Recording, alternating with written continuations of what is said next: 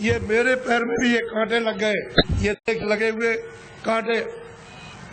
कह लगे आप क्या करते रहे? कह लगे तू काट कर के लाता था, वहाँ जमा करता था, और मैं यहाँ से जब चला जाता था घर में तो गट्ठा उठा करके उसमें खेत में पहुँचाया करता था। मुझे देना उतना ही है जितना तेरे हिसाब में, और तूने जो ये चोरी की है, ये कांटे तेरे लगे और तकलीफ हो रही है तो तेरी सजा और चोरी की सजा अलग मिलेगी। वो जो तुमने चोरी की है उसकी सजा अलग, और ये कांटे लगे खून निकल आया इसकी सजा। तो कहने का मतलब ये है तुम मन का धन कितना भी खेत काटकर जमीन लेकर ये करके चोरी करके डकैती डालकर रात को छीन करके कितना भी अपना धन घर में ले आओ, लेकिन वो जो हिसाब करता जो कर रहा वो बैठा हुआ वो सब उसके यहाँ पहुँचा देगा। आपको कुछ मालूम रहेगा? आपको हमने चोरों से पूछा भाई कितना तुमने चोरी की होगी? हमारे पास चोर भी आते, साफ कह देते हमने चोरी की, तो कितना कह लगे? एक पैसा नहीं रहा, सब चला गया। डकैत आए, डकैत से पूछा भाई तुमने डकैती डाली तो कितना जीवन में तुमने लूटा होगा? कह लगे कई करोड़ का। किधर गया? कह लगे एक पता नहीं, हमारा घर का चला गया। घर का क्या? तो कहने का मतलब कि हिसाब करता बिल्कुल सच्चा है, जो पाप का भी हिसाब करता पुण्य का भी करता है, ये सब, और उसका ब्याज और सब आपको देना, वो दूसरे को किसी को नहीं देना। इसलिए ये मनुष्य शरीर अनमोल है, ये बार बार नहीं मिलता। आपकी बार परमात्मा को प्राप्त करने के लिए इस जीवात्मा को इस जड़ से, इस शरीर से निकालने के लिए आपको ये दिया गया, और उसने कह दिया है कि मैंने तुमको साफ सुथरा मकान दिया है, जैसा आपने दिया वैसे तुमको दे देना। फिर जब वो खड़ा हो जाएगा और तुमने गंदगी भरी तो फिर तुमको मार मार करके इतना मारेगा कि तुम्हारी नस नस को तोड़ देगा, और इतनी पीड़ा होगी कि जन्मत मरण दूसरे तो कोई, जमने मरने में अत्यंत पीड़ा होती है। और उसको निकाल के बाहर करेगा और कहेगा चलो हिसाब कराए। हिसाब करेगा तो तुम्हारा बताएगा देखो इतनी चोरी की, इतने जानवर मारे तुमने, इतना धोखा दिया, इतने बेईमानी की, तुमने कोई भी पुण्य नहीं किया अपने जीवन में, और चलो इनको ले जाओ उस नर्क में डालो, वहाँ जाकर के उस योनि में बंद करो इसको। तो बताओ आप क्या करोगे?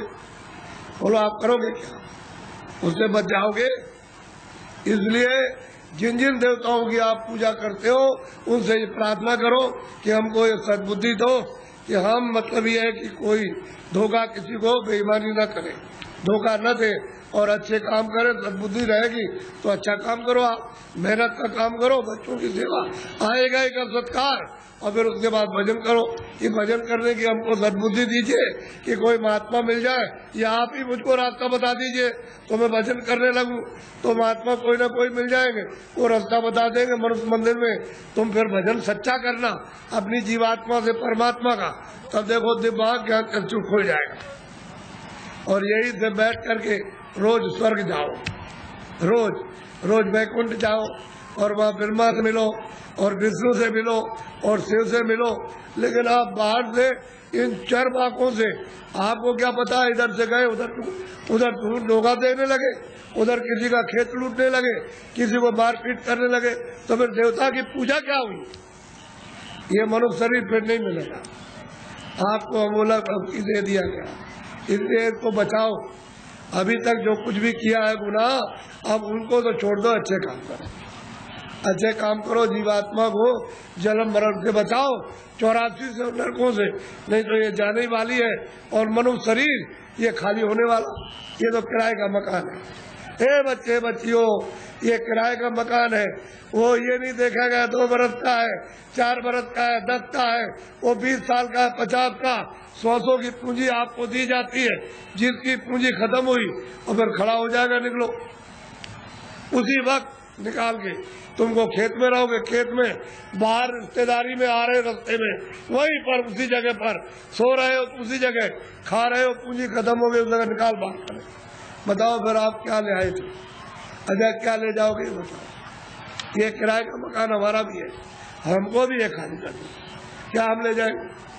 हमारा ये भी नहीं जाएगा, इसके साथ कुछ और जाएगा, एक सुई की नोक नहीं जाएगी। जब ये नहीं जाएगा, वो सामान तो वो पड़ा, ये पड़ा, इसको उठा करके उधर जंगल में फूंक देंगे, उधर ले जा करके तो न ये सामान मिलेगा और न ये उससे मिलेगा, न ये उसको देख सकता है न सामान इसको देख सकता है। ये भी जड़ है और सामान भी जड़ है। तो फिर चेतन में आप बेचारे चेतन को आपने क्या किया, गड्ढे में डाल दिया। इस चेतन की पूजा तब होगी जब चेतन को जगा लो, जीवात्मा को जगाओ और दरवाजे पर दोनों आंखों के मध्य में जाग जाए, उसकी गंदगी दूर हो जाए, तब परमात्मा की पूजा करे, तब मिले। सुलभ है, सीधा है, आसान, सब कर सकते हैं, स्त्री बच्चे पुरुष, खेत में खलिहान में, घर में, सुबह और शाम। तुम 1 घंटा समय नहीं निकाल सकते हो 24 घंटे में परमात्मा को प्राप्त करने के लिए, और बस इसी में समय सो करके और खा पी करके बिता रहे। ये धिक्कार है ऐसे जीवन। तो देवी देवताओं से जिनको आप मानते चले आओ, उसे प्रार्थना करो कि हमको सद्बुद्धि दीजिए कि हम भौतिक चीजें समझ सके, और फिर अपनी जीवात्मा को जगाने के लिए कोई ऐसा रास्ता हमको दिखा दीजिए, सुझाव हमको दे दीजिए, तो हम वहाँ पहुँच जाए, वहाँ रास्ता पा करके रास्ते से निकल जाए। तब ये जीवात्मा की गति यानी होगी छुटकारा, तब इसको छुटकारा होगा, तब मुक्ति और मोक्ष मिलेगी।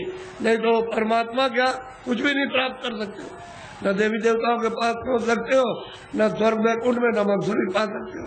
तो ये भटकती रहेगी जीवात्मा। जैसे पशु पक्षियों में वो भी तो जीवात्मा यही है, इसी मनुष्य शरीर से उसमें बंद की गई। ये कुत्ता हो गए, बिल्ली हो गए, गधा हो गए, चूहा हो गए, ये इसी में से गए।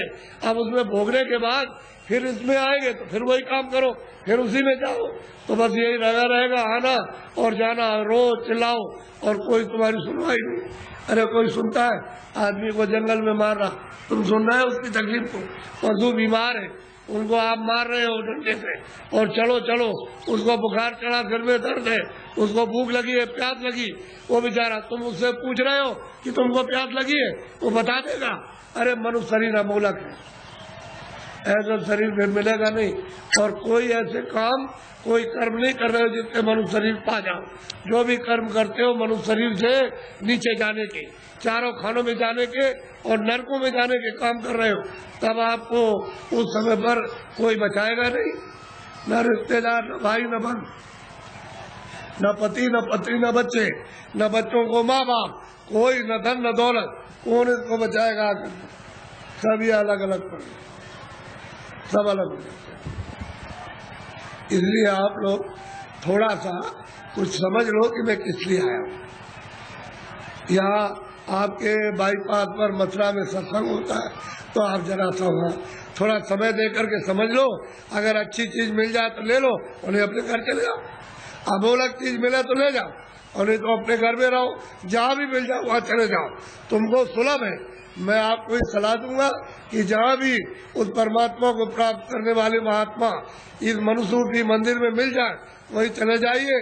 तो ये खड़ेर हो गया है, ये मंदिर, ये मनुष्य मंदिर खड़ेर है, इसमें सब बुरी बुरी चीजें भरी है, और उनके द्वारा ये निकल जाएगा तो साफ सुथरा, बड़ा सुंदर, बड़ा अच्छा लगेगा उस समय पर। और जीवात्मा जाग जाएगी तो जगमग जगमग जगमग, अंधेरे का नाम नहीं रहेगा, बाहर भी उजाला, अंदर भी उजाला। तब आपकी समझ में आएगा ये संसार क्या है। नहीं भूल भुलैया है, ये छाया, क्षमा करना, ये छाया, लड़के छाया, स्त्री छाया, पति छाया, ये मकान छाया, जमीन छाया, ये पशु छाया, छाया, इसमें से जीवात्मा निकाल दी तो ये पड़ा हुआ क्या करोगे? छाया, रो रहे हो, मेरा बच्चा, मेरा पति, मेरी पत्नी, मेरा माँ, मेरी बारे। छाया किसके लिए होते? छाया के लिए। उस जीवात्मा के लिए रोए, उसके लिए सोचा कि इसके अंदर कौन है। अरे भाई मन नहीं, बुद्धि नहीं है,